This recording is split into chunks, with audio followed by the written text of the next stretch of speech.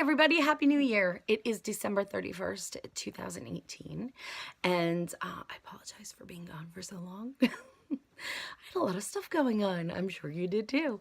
A couple of months ago, I actually discovered some information that I wanted to share with people, and I was really into it, and I'm like, okay, how does this relate to modern times and all of the details and the facts and this and that. And I kind of overdid it, and I kind of burnt out. So what happened was today I was in my car and I was thinking about something, and it kind of brought me back to it. So what I'm going to do is, I'm not fresh on all the extra details, like the super specifics, but I have the important information, and I'll put in my blog the other stuff, or you could just Google it because it's all on Wikipedia as well. So, okay, so here's what happened. I started thinking out of nowhere. I'm like, you know what?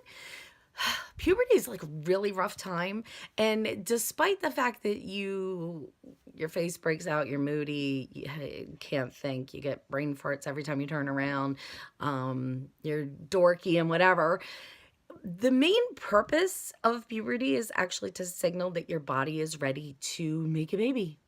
So if you go back to all of that, it's kind of a scary thing, and we really don't think about it, but really biologically we are meant to become more attractive to each other, and we want to lure in the best of the opposite sex in order to create a really good little person that's going to continue. So it's all about procreation and whatever. That's just scientifically what it is. We don't have to go into all the other stuff. So just keeping that little fact in mind. So then I started thinking about how it's changed over the years. Like, I remember my mom, when I would lay out in the sun, here's how she used to try and get me to stop suntanning. She'd say, years and years ago, if you had a tan, that meant that you were poor, you were a laborer, and you spent your time outside working. The really wealthy people actually were pale, and you knew who were the wealthy and who were the poor by how tan their skin were. And okay, so it kind of works a little bit, but still everybody feels like they look better with a tan, right? It's the general consensus, really. So that whole skin cancer thing really kind of helped convince me that I should stop laying outside and baking in the sun rays. But anyhow, then I thought to myself, I was like, okay, then when you looked at pictures that, that artists painted centuries ago, the women were heavy set, they were chunky, they were heavier. And that was because they had money and they ate better and they didn't have to work. And curvy was really good too. Even in the 20th century, curvy was really good. And then Twiggy came, and that whole thing happened where she became super skinny, and then Kate Moss. And now Kate Moss says that she regrets being part of that movement. But it doesn't matter. It's too late, because for the past bunch of decades, we've really been obsessed on being thin. I mean, a thigh gap is something that children, teenagers, are striving for. They want to see a space between their thighs. That's a sign of being attractive. I don't understand that. I don't, but actually kind of freaks me out when I see people who are that thin. But then again, I'm not from that generation, so what do I know? Okay, so all of a sudden I started thinking about the information that I found a bunch of months ago, and I was like, holy crap. Let me tell you what happened, and then I'll explain why this was sort of grabbing my attention all of a sudden. In 1944, Ansel Keys, who may sound familiar, Atkins diet, he became part of an experiment because it was World War II. They were worried about people starving. They thought that there was a possibility of a famine, a real possibility of a famine. So they were worried. They're like, what happens if this happens? How, how do we ration the food? And when the food is actually, what do we start to, what do we focus on growing, and how do we feed our people? And when the famine is over, what do we focus on really getting to help people stay healthy and get all the nutrients they need? So what they did was they took 32 men who were in great shape, great physical shape. Everything was, they tested them. They made sure that they were, that everything was fine. And they, sorry about that. I had a little button show up. What they did was they said, okay, we need you to eat about 3,500 calories a day for 12 weeks. Okay, no problem. They ate the 3,500 calories. They were feeling good. They were feeling fit. They were doing their jobs. Everything was going well. Things were fine. Then after the 12 weeks, they said, well, for the next 24 weeks, what we're going to do is we're going to give you 1,560 calories. And you can eat those calories in 2 meals every day. We find that will be best for you, but you can't eat anything else. Just those calories. So think about how you're going to put those calories into your body. Make sure that you pick the proper foods. They did this. The men lost 25% of their body weight. And they were crabby, grumpy. They had low sex drive. They started to obsess about food. They started reading cookbooks. They started mentally, it was all about what was good and what they couldn't eat. Because let's be honest, if you don't want to eat a donut, okay, if you have fattening foods that you don't want to eat, the smartest thing to do is to look up everything shitty about that donut, everything that's bad about it, everything that is going to do to your body, and focus on it. And say, okay, I'm not going to eat that donut because it's bad for me and it's going to make me fat and it's going to go straight to my stomach and I want to have 6-pack abs and that's really bad food. And bad food. Now your food has morality. It's a diet. So now you might say to yourself, well, they lost 25% of their body. Yeah, well, remember these people were pretty darn healthy to begin with. So they still lost this weight, and they were miserable. They were rather nasty to each other on occasions. They were moody. And does any of this sound familiar to you? I mean, this was an experiment to find out what happens if we take away all the food, and what do we feed if we can only give people 1,560 calories a day. What's it going to be like? We need to prepare ourselves. That was preparing for the worst. And we do this to make ourselves more attractive to people, hoping that we're going to feel better about ourselves. Let me just tell you, I just ran into my stepfather, and we were talking about people losing weight and whatnot. And I said, yeah, I can't do diets anymore.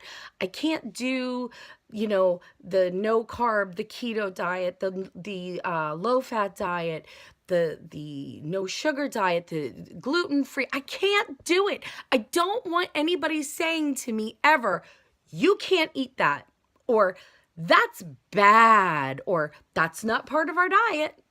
That's not it. I just can't do it. It makes me crazy. It's like, so much of my life, 33 years of my life, was spent constantly thinking about the morality of food. Really, it's morality. If you call something bad, that's not good for you. That's going to do bad stuff to you. You're assigning morality to something. I just don't want to do it anymore. So I stopped doing it. And it was hard. Oh my God. I called it diet brain. Diet brain kicked in constantly. You know what else kicked in?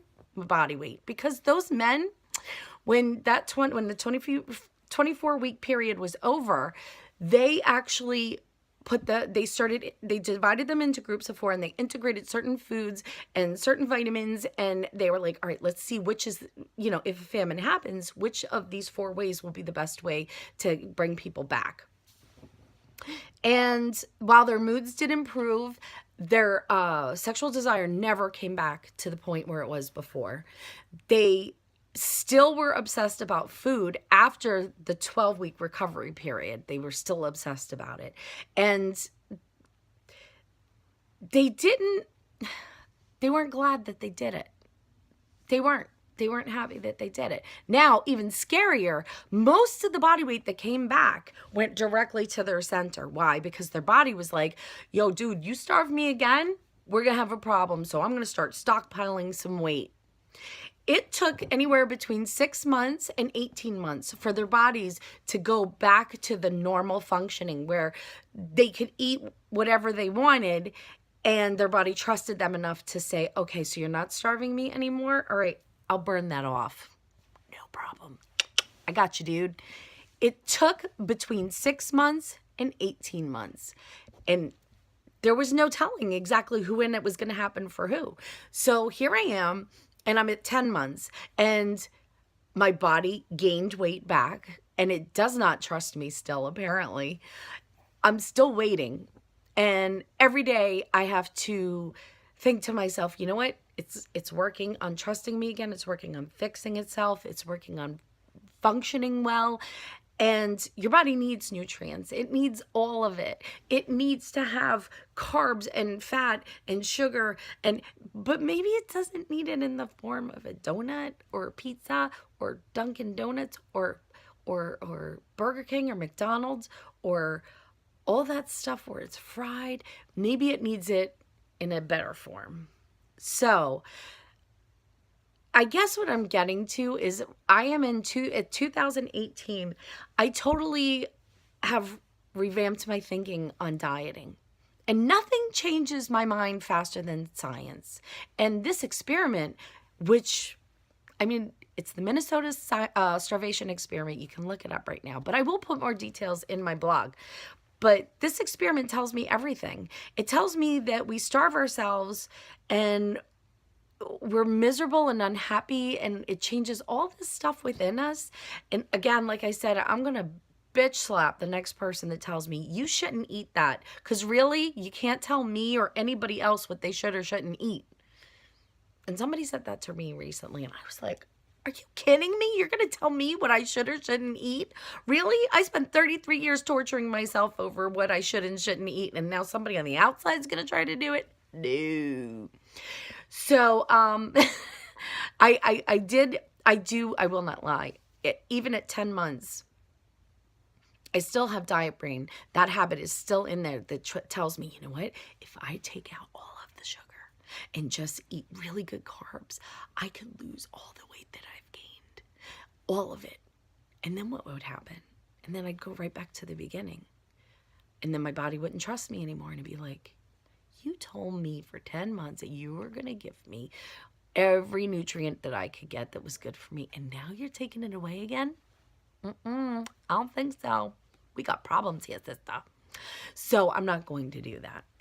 I'm also not going to lecture other people. When I hear that somebody is doing a new eating plan or whatever, and when I say eating plan, I mean maybe just sort of trying to eat more nutritiously. And again, keep in mind, everybody, for those of us who like to fool ourselves, because I am one of them, if at any point you say, oh, I don't eat regular food for this, or yeah, I can't eat any of this whole group, you're on a diet. And when you stop it, you're going to gain weight. And it's a bitch. It is. It's hard. It's hard. I always think, does my husband still find me attractive? Do people see me and think, wow, she gained 20 pounds? What's going on? But 2019 is going to be about me discovering this. What is the way to find really genuinely good health that doesn't involve restriction? That's 2019. Maybe I'll actually finish my book too. That'd be fancy, wouldn't it? So, yeah, if you have any thoughts or anything, or if you want to tell me to go screw myself, please feel free to do so. It's okay. I'm open-minded. You can have an opinion and I'll respect it. So I hope everybody has a wonderful new year and you bring in 2019 in the best possible way. And I'll